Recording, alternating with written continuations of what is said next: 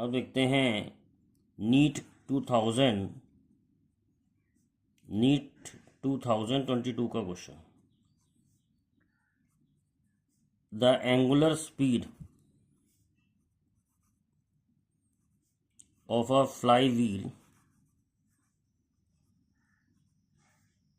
Moving with uniform angular acceleration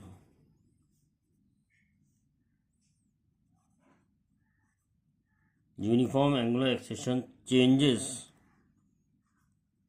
from 1200 rpm to 3120 rpm in 16 seconds. The angular acceleration in radian per second square is 2 pi, 4 pi, 12 pi, 104 पाई। तो एक fly wheel है जो घूम रहा है, जिसकी पहले आरपीएम दे रखे हैं 1200 और बाद में आरपीएम दे रखे हैं 3120। तो हमें एंग्लो एक्सेशन निकालना। तो एंग्लो एक्सेशन क्या होता है? Omega final minus omega initial upon time. Final angular velocity minus initial angular velocity upon time. तो 2 पाई फाइनली आरपीएम कितने हैं? 3120 और डिवाइड बाई 60। आरपीएम को आरपीएस में करने के लिए हम क्या करते हैं? डिवाइड बाई 60 करते हैं, क्योंकि आरपीएस में कम होंगे नंबर ऑफ रेवोल्यूशन, 1 सेकंड में कम होंगे, मिनट में ज़्यादा होंगे, 1 सेकंड में कम होंगे। तो आरपीएम को आरपीएस में करने के लिए डिवाइड बाई 60 करते हैं। Minus 2 pi into 1200 upon 60 upon 16, time रख दिया 16। अब इसको सॉल्व करना है बस। तो बेटा ये आ जाएगा 6 5 ज़ा 30, 6 2 ज़ा 12। तो ये आंसर आ रहा है 104 pi minus 104 pi minus 40 pi upon 16। अब 104 माइनस 40 कितना होता है? 64। तो 64 पाई अपॉन 16, 16 4 ज़ा 64। तो आंसर आ गया 4 पाई। तो इतना सिंपल क्वेश्चन था। कैलकुलेशन देखो मैंने कैसे करी है। पाई में आंसर था, तो पाई को मैंने कैंसिल नहीं किया, पाई की कोई वैल्यू नहीं रखी। ये चेक करना पड़ता है पहले ही ये आंसर किस फॉर्म में है। वो ऑप्शंस दिए हुए हैं, तो उस फॉर्म में लाने की कोशिश करिए। और ऐसा नहीं है कि मैंने पहले एंगुलर वेलोसिटी पहले सॉल्व कर ली, फाइनल एंगुलर वेलोसिटी फिर सॉल्व कर ली, फिर डिवाइड बाय टाइम किया। मतलब मैंने क्वेश्चन को ऐसे किया है, केवल वैल्यू रखी है और एंड में सॉल्व किया है। इस प्रोसेस से जब हम एंड में सॉल्व करते हैं तो बहुत सारी चीज़ें कैंसिल हो जाती हैं और हमारा सोल्यूशन बहुत ईजिली आ जाता है। तो ये बात भी ध्यान रखें न्यूमेरिकल करते समय। Solve in the end, value सारी रखेंगे लेकिन सोल्यूशन जो करेंगे वो इन द एंड करेंगे। कुछ ना कुछ ऐसा होगा जिससे जल्दी सॉल्व हो जाएगा। जैसे मैंने यहाँ पर 104 माइनस 40 पाई किया तो अपने आप 64 आ गया, 16 से डिविजिबल है वो, तो ईजिली आंसर आ जाएगा। नेक्स्ट क्वेश्चन देखते हैं। ये भी नीट 2022 का क्वेश्चन है। An energy of 484 joule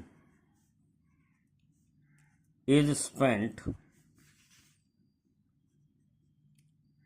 in increasing the speed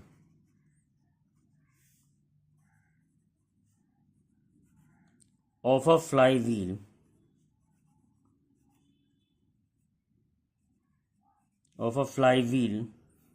from 60 RPM to 360 RPM. The moment of inertia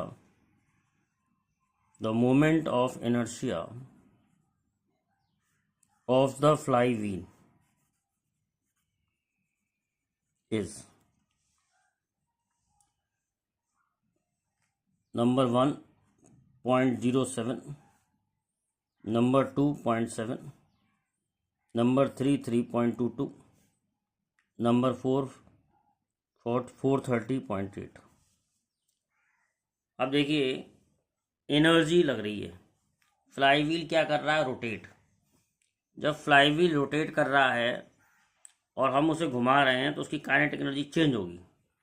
kinetic energy change होगी तो हमें चेंज इन काइनेटिक एनर्जी ही हमारी जो एनर्जी स्पेंड है। तो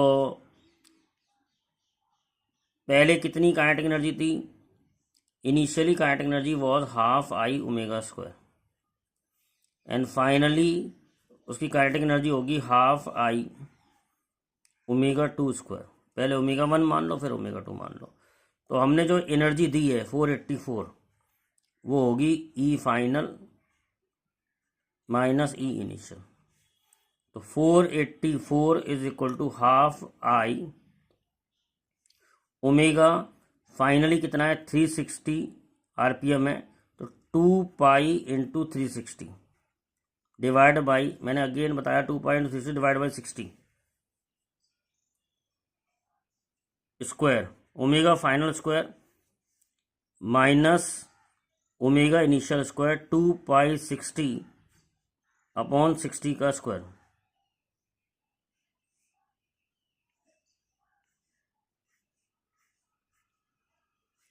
ऐसे करेंगे, ये फॉर्मूला लगाया है। Energy is equal to half I omega 2 square minus omega 1 square. I मैंने कॉमन ले लिया है, ये फॉर्मूला लगाया है half I omega 2 square minus omega 1 square. तो 484 is equal to half I omega 2 square minus omega 1 square. अब ये दे रखे हैं 360 RPM, तो ये कैंसिल हो जाएंगे। ये आ जाएगा आपका सॉल्व करके 484 is equal to half I. अब देखो क्या बचा अंदर, 12 पाई बचा, तो 12 पाई स्क्वायर, 12 पाई का होल स्क्वायर माइनस ये कैंसिल हो जाएगा, ये कैंसिल हो जाएगा, ये आ जाएगा 2 पाई का होल स्क्वायर। 12 पाई का होल स्क्वायर माइनस 2 पाई का होल स्क्वायर। और फर्दर सॉल्व करेंगे 484 is equal to half I, 12 क्या होता है 144 pi square minus 4 pi square.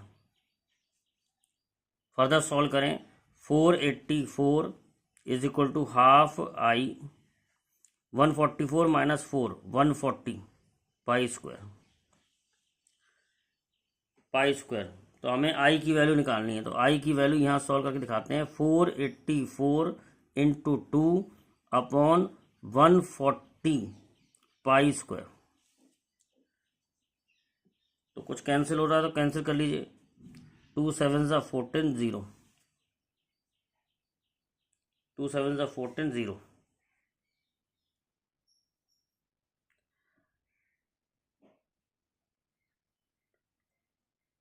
अब देखिए इसकी वैल्यू अराउंड कितनी आ जाएगी। तो आई की वैल्यू आ रही है 484 अपॉन 70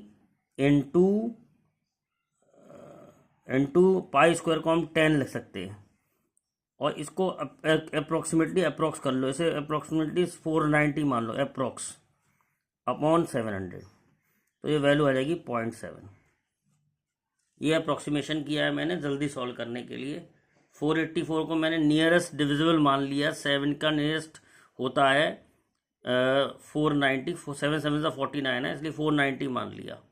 और पाई स्क्वायर को भी मैंने अप्रोक्सीमेट कर दिया 10, क्योंकि पाई स्क्वायर करूँगा 3.14 फिर उससे डिवाइड करूँगा तो कैलकुलेशन बहुत टीडियस हो जाएंगी, बहुत खतरनाक हो जाएंगी। तो मैंने अप्रोक्सीमेशन करके, क्योंकि ऑप्शन सब बहुत दूर दूर हैं, तो मैंने अप्रोक्सीमेट करके आंसर निकाल लिया इसका 0.7 joule.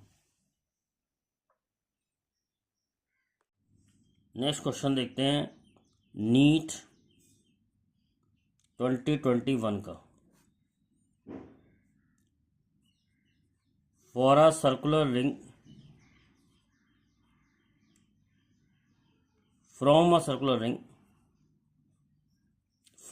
Circular ring of mass m and radius r, an arc corresponding to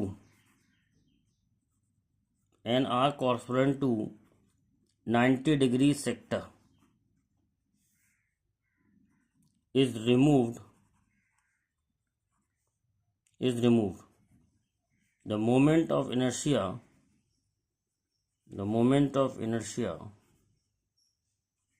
of a remaining part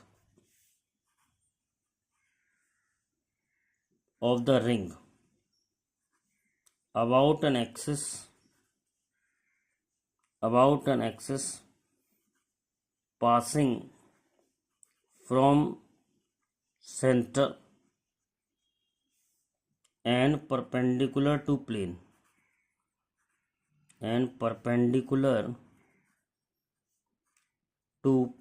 of ring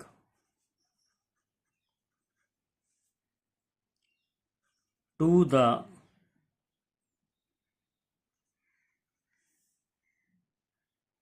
perpendicular is k times perpendicular plane of ring is k times m r square. Find k. तो ये क्या question क्या कह रहा है पहले वो समझते हैं। एक रिंग है, रिंग का जो moment of inertia about an axis passing from centre and perpendicular to the plane of ring I होता है एम आर स्क्वायर। अब इस रिंग में से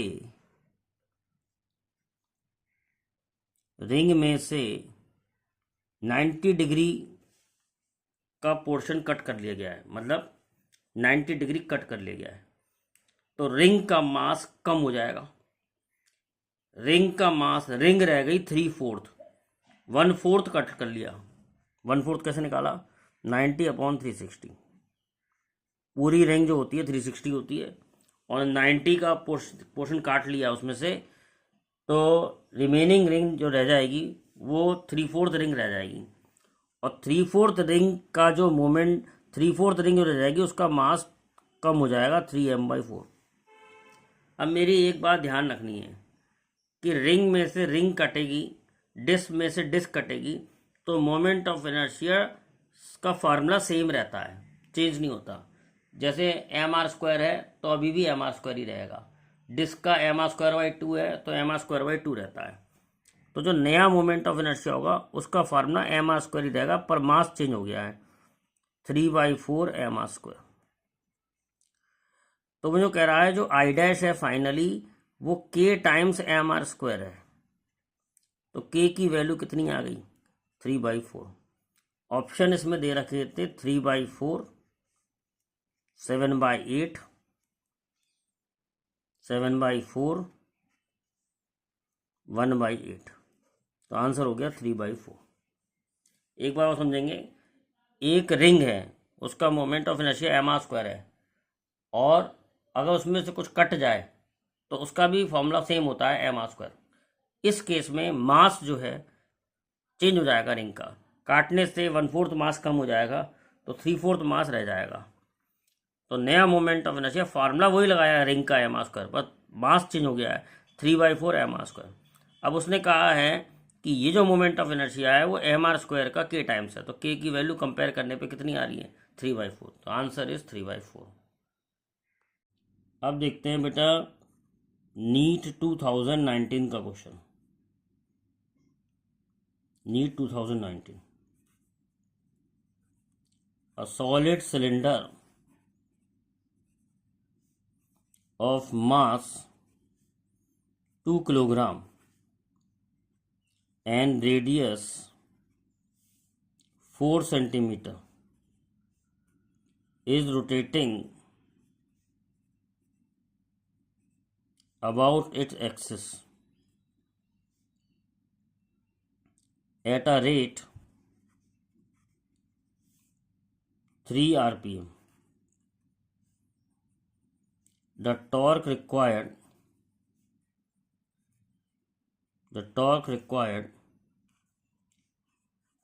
to stop after 2 pi revolution.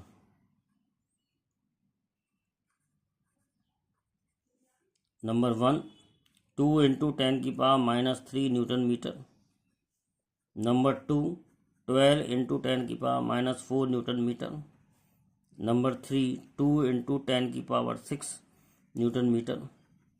Number 4, 2 into 10 की power minus 6 newton metre.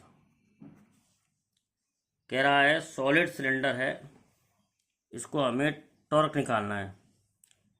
3 RPM से rotate कर रहा है. तो टॉर्क का फॉर्मूला हम जानते हैं. टॉर्क का फॉर्मूला क्या होता है? आई एल्फा. टॉर्क का formula I alpha. Initial angular velocity कितनी होगी? 2 पाई एन, और एन दे रखा है 3 आरपीएम, तो 3/60. आरपीएम में दे रखा होता है तो आरपीएस में करना पड़ता है, डिवाइड बाई 60 करके. तो ये सॉल्व करके आ रहा है π/10. π/10 इसकी इनिशियल एंगुलर वेलोसिटी है. अब हमें इसे 2 पाई रेवोल्यूशन में रोकना है. तो omega square equals to omega not square minus 2 alpha theta. Retardation हो रहा है. तो टोटल एंगल कितना हो जाएगा? इसका टोटल एंगल हो जाएगा एक रेवोल्यूशन का एंगल 2 पाई होता है. तो 2 पाई रेवोल्यूशन का एंगल 2 पाई इंटू 2 पाई, तो थीटा हो जाएगा 4 पाई स्क्वायर. तो 0 इज इक्वल टू π/10 का square minus 2 alpha into 4 pi square. तो इससे अल्फा की वैल्यू आ रही है हमारी pi square by 100 divide by 4 pi square. तो अल्फा आ रहा है 1/400. अल्फा कितना आ रहा है? 1/400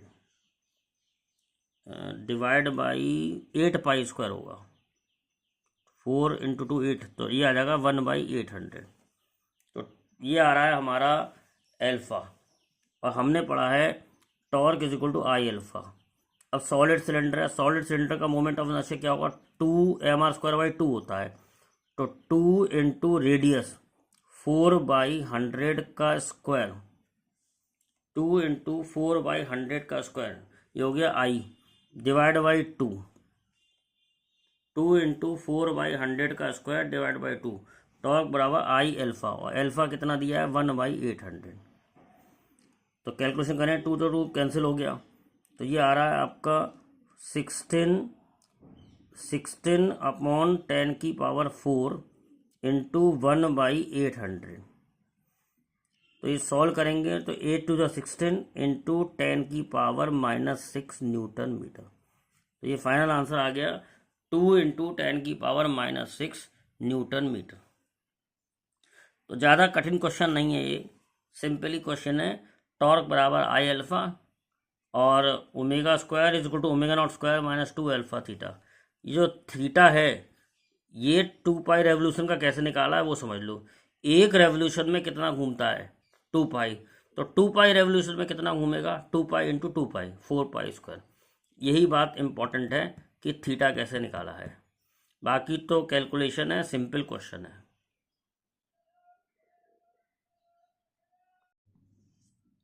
अब देखते हैं नीट 2019 का क्वेश्चन.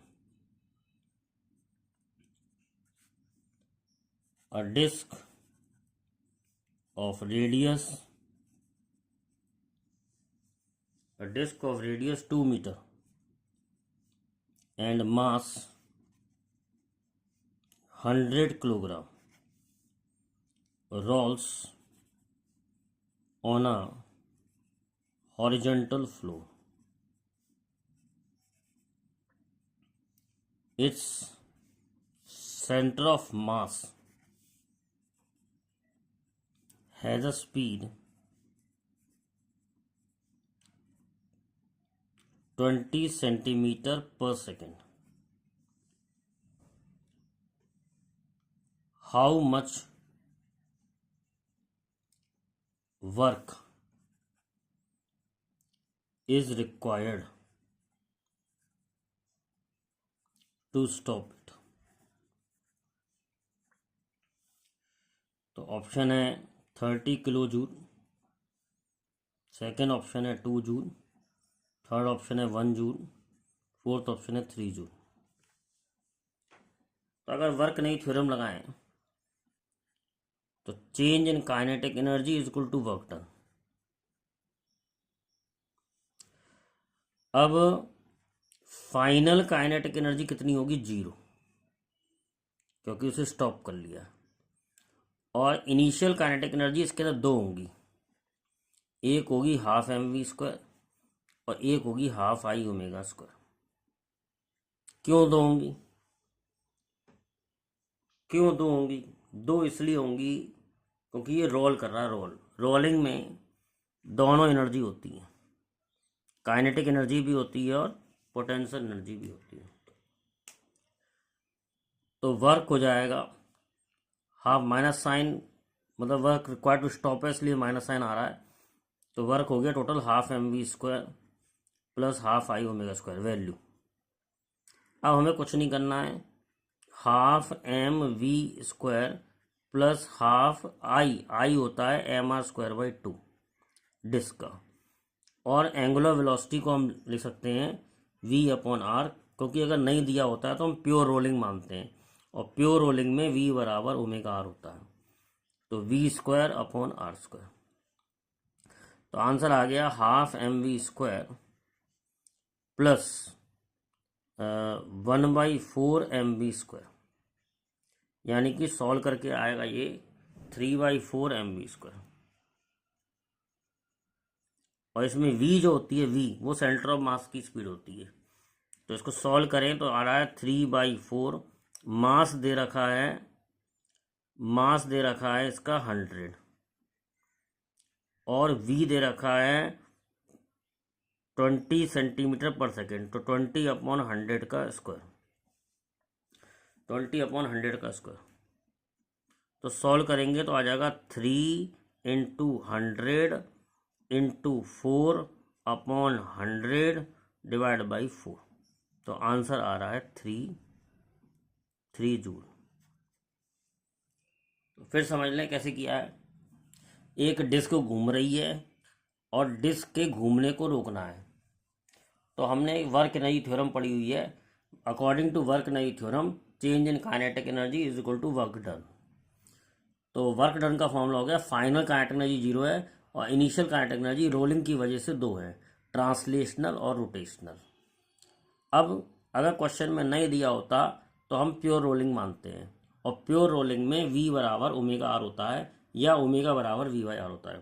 तो half mv², I moment of inertia disc का mr²/2, ओमेगा को v²/r²। मैंने कोई वैल्यू नहीं रखी पहले, कोई इस बात पे ध्यान देना।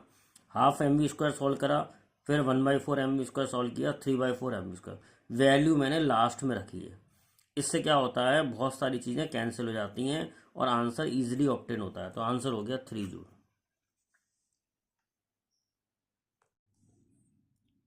अब देखिए नीट 2018 का question. A solid sphere is rolling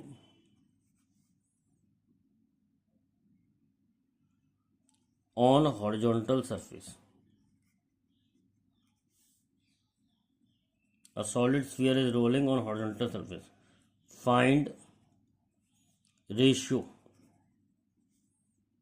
kt upon kt plus kr if kt is translational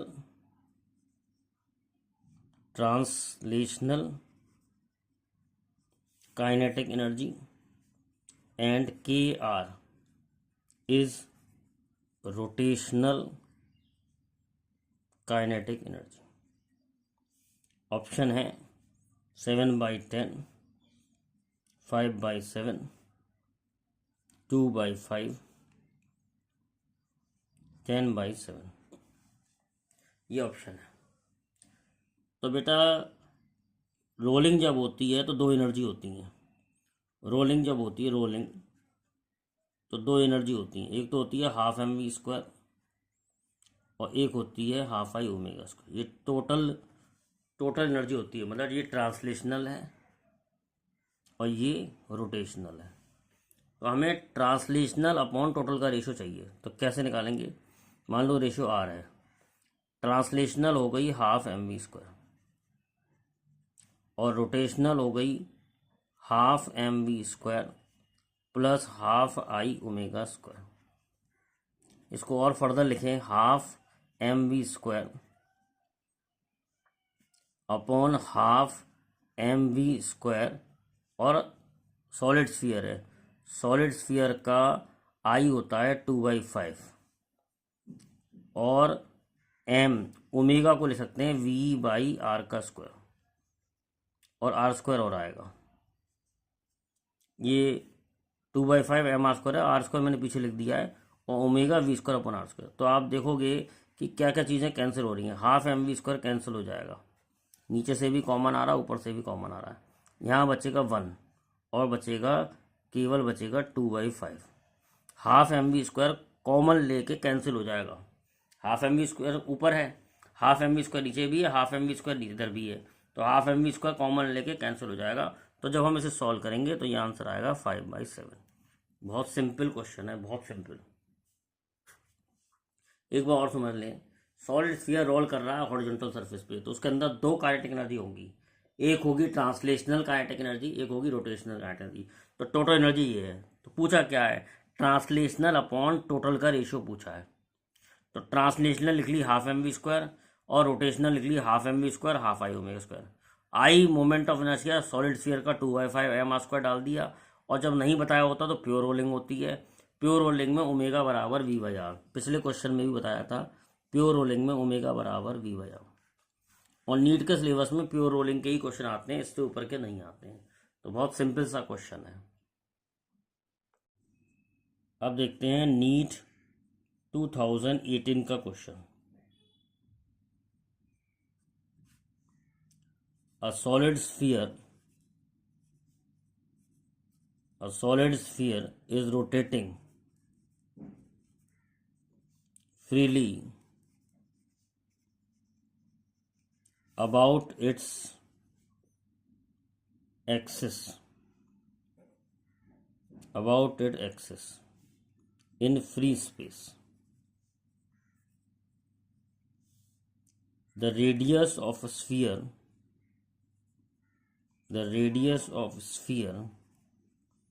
is increased, keeping its mass same. Which of the physical quantity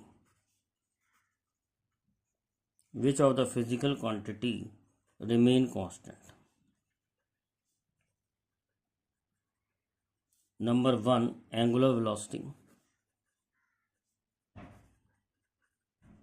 Number 2, moment of inertia. Number 3, angular momentum.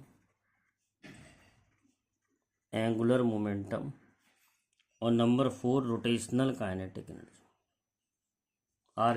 आरकेई मतलब rotational kinetic energy. एक solid sphere rotate कर रहा है अपने आप freely. अब देखें, torque नहीं है यहाँ पर, कोई टॉर्क 0 है क्योंकि फोर्स ही नहीं है कोई। फ्री स्पेस में रोटेट कर रहा है, जैसे हमारी अर्थ रोटेट करती है। तो फ्री स्पेस में रोटेट कर रहा है जैसे हमारी अर्थ रोटेट करती है, तो फोर्स 0 है, तो टॉर्क 0 है। और टॉर्क जब 0 होता है तो टॉर्क का फॉर्मूला हमने पढ़ा है dl/dt। तो टॉर्क 0 होता है तो dl, चेंज इन dl 0 होगा, यानी l कांस्टेंट होगा, तो एंगुलर मोमेंटम कांस्टेंट होगा। तो इसका आंसर हो गया एंगुलर मोमेंटम कांस्टेंट। दूसरा, अगर इसमें ये देखें रेडियस बढ़ रहा है, रेडियस बढ़ रहा है, मास फिक्स है, तो मोमेंट ऑफ इनर्शिया होता है एम आर स्क्वायर। तो रेडियस बढ़ेगा तो मोमेंट ऑफ इनर्शिया बढ़ेगा, ये इंक्रीज होगा। और क्योंकि आई ओमेगा यानी कि एंगुलर मोमेंटम कांस्टेंट है, तो ओमेगा इज इनवर्स ऑफ आई। अगर रेडियस बढ़ेगा मोमेंट ऑफ इनर्शिया बढ़ेगा, मोमेंट ऑफ इनर्शिया बढ़ेगा तो एंगुलर वेलोसिटी कम होगी, और एंगुलर वेलोसिटी कम होगी तो उसी हिसाब से हम रोटेशनल काइनेटिक एनर्जी भी चेंज होगी। तो कांस्टेंट क्या रहेगा? केवल एंगुलर मोमेंटम। रोटेशन के क्वेश्चन में, बहुत सारे क्वेश्चनों में रोटेशन में टॉर्क जीरो होता है और एंगुलर मोमेंटम कंजर्व्ड रहता है, तो एल रिमेन कांस्टेंट। ऐसे ही ग्रेविटेशन में भी कोई फोर्स नहीं लग रही होती, कोई टॉर्क नहीं लग रहा होता, मतलब ग्रेविटेशन वाले चैप्टर में भी मैक्सिमम क्वेश्चन में एंगुलर मोमेंटम कांस्टेंट रहता है, क्योंकि वहाँ पर भी टॉर्क जो होता है वो जीरो होता है। यहाँ पर टॉर्क जीरो है इसलिए एंगुलर मोमेंटम कांस्टेंट है, और टॉर्क जीरो होने की वजह है फोर्स जीरो है। फोर्स जीरो क्यों है? It is rotating freely in free space, कोई फोर्स नहीं लग रहा। अब देखते हैं आगे नीट 2018 का question.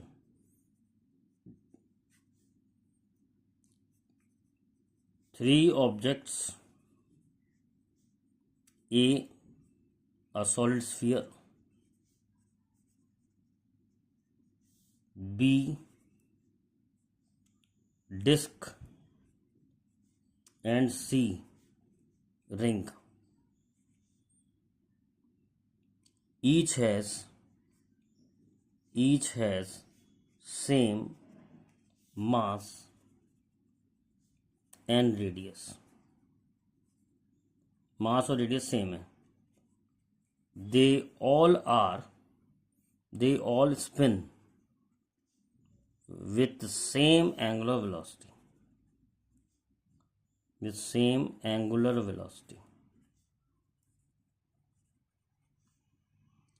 The work required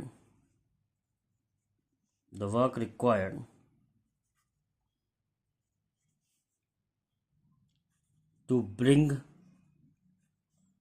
to rest would be number 1 WC greater than WB greater than WA,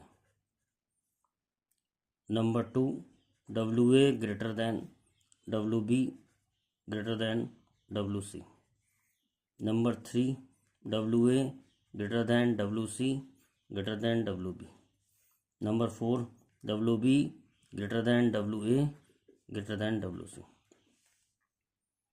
तो तीन ऑब्जेक्ट हैं ए बी सी, इन सब का मास सेम है, रेडियस सेम है, और ये स्पिन कर रहे हैं सेम एंगुलर वेलोसिटी से। तो same angular velocity spin, work required to bring to rest. अभी पिछला क्वेश्चन किया था वो भी ऐसे था। Work required to bring to rest का फॉर्मूला है चेंज इन काइनेटिक एनर्जी, और काइनेटिक एनर्जी पहले कितनी है? फाइनली जीरो है, और पहले होगी half I omega square.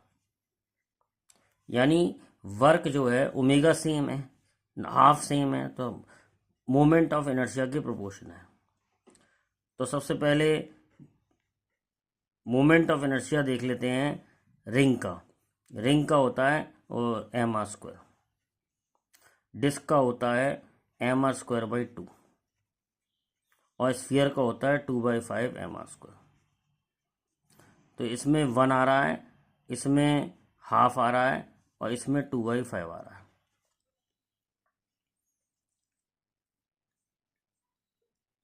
Sorry, ए हमारा स्फीयर था, सॉरी ए हमारा स्फीयर था, तो ए का आएगा 2/5, और बी डिस्क थी तो बी का आएगा half M R square by 2, और सी रिंग है, तो ये ए है, ये बी है, ये सी है। सबसे ज़्यादा मोमेंट ऑफ इनर्शिया किसका आया? सबसे ज़्यादा मोमेंट ऑफ इनर्शिया आया आपका सी का, सबसे ज़्यादा सी का आया, सबसे ज़्यादा सी का आया, और इसके बाद आया बी का, ये काट देता हूँ मैं। सबसे ज़्यादा मोमेंट ऑफ इनर्शिया जो आया एम आर स्क्वायर, वो आया सी का, यानी सबसे ज़्यादा वर्क करना पड़ेगा सी में। उसके बाद मोमेंट ऑफ इनर्शिया आया बी का, नेक्स्ट करना पड़ेगा बी में, क्योंकि mr²/2। और सबसे कम मोमेंट ऑफ इनर्शिया 0.4 आएगा, इसका सॉल्व करेंगे तो 5 4 20 0.4, इसका 0.5 आया, इसका 0.4 आया, मतलब ये वैल्यू 0.4 है, एक वैल्यू तुम्हारी 0.5 है और एक वैल्यू 1 है। तो सबसे ज़्यादा वर्क करना पड़ेगा हमें रिंग में, नेक्स्ट हमें वर्क करना पड़ेगा डिस्क में, और फिर नेक्स्ट करना पड़ेगा हमें स्फीयर में। तो सबसे कम वर्क करना पड़ रहा है स्फीयर में, तो पहला ऑप्शन करेक्ट है, WC greater than WB greater than WA। Concept बहुत सिंपल है, बहुत सिंपल तरीका है। Work done is equal to changing kinetic energy, तो वर्क डन हो जाएगा हाफ I ω²। तो ओमेगा कांस्टेंट है सब में, तो work proportional to moment of inertia. सबसे ज़्यादा मोमेंट ऑफ इनर्शिया रिंग का होता है, तो सबसे ज़्यादा वर्क जो है रिंग में करना पड़ेगा, देन डिस्क देन स्फीयर। अब देखते हैं एक और question, NEET 2018। The moment of force F is equal to 4I plus 5J minus 6K at 2, 0, minus 3 about point 2 minus 2 minus 2 is number 1 minus 8I minus 4J minus 7K, number 2 minus 4I minus J minus 8K, number 3 minus 7I minus 4J minus 8K, number 4 minus 7I minus 8J minus 4K। अब देखिए moment of force पूछ रहा है। Moment of force का formula होता है torque बराबर R cross F। Moment of force with torque होता है, तो टॉर्क बराबर होता है R क्रॉस F। तो F दिया है, R निकालना पड़ेगा।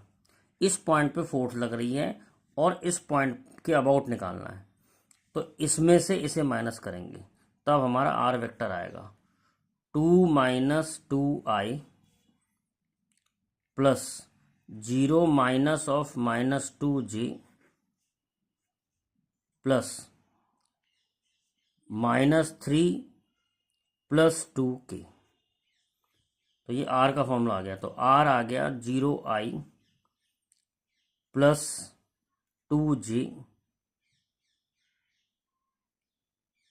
माइनस K, ये आ गया R। अब हमारा फॉर्मूला कहता है R क्रॉस F, तो हमें R क्रॉस F निकालने के लिए क्रॉस प्रोडक्ट निकालना पड़ेगा। क्रॉस प्रोडक्ट में लिख लिए IJK। R पहले है तो R ऊपर आएगा 0 2 -1, और F नीचे आएगा 4 5 और -6। अब क्रॉस प्रोडक्ट सॉल्व करने का तरीका क्या है, सबसे पहले I लिख लो, माइनस J लिख लो, प्लस K लिख लो। अब I के संग क्या आएगा, I का कॉलम छुपा दो, -12 प्लस 5, मतलब इसको इससे मल्टीप्लाई करेंगे माइनस दिस, तो -12 प्लस 5 हो जाएगा, तो -7 हो जाएगा। ऐसे J के संग क्या आएगा, J को छुपा लेंगे, 0 इंटू -6 0, माइनस ऑफ -4 यानी कि +4, तो ये +4 आएगा। ऐसे K को छुपा लेंगे, 5 इंटू 0 0 -8, तो ये आ जाएगा K के संग आ जाएगा -8। तो ये क्रॉस प्रोडक्ट है, ये मैंने वेक्टर में सिखाया है। तो -7I -4J -8K, this is the final answer. तो ऑप्शन 3 इज करेक्ट। ध्यान रखना किस में से किसे माइनस करके R निकाला है। जिस पॉइंट पे फोर्स लग रही है उस पॉइंट में से उसको माइनस करना है जिसके अबाउट टॉर्क निकालना है। ये ध्यान रखें, ऐसा क्वेश्चन IIT में भी आया था। तो जिस पॉइंट पे फोर्स लगे minus that point about which you have to find torque. तो फॉर्मूला R क्रॉस F है, R ऊपर आएगा, F क्रॉस R से रॉन्ग हो जाएगा, R क्रॉस F है, R ऊपर आएगा, F नीचे आएगा।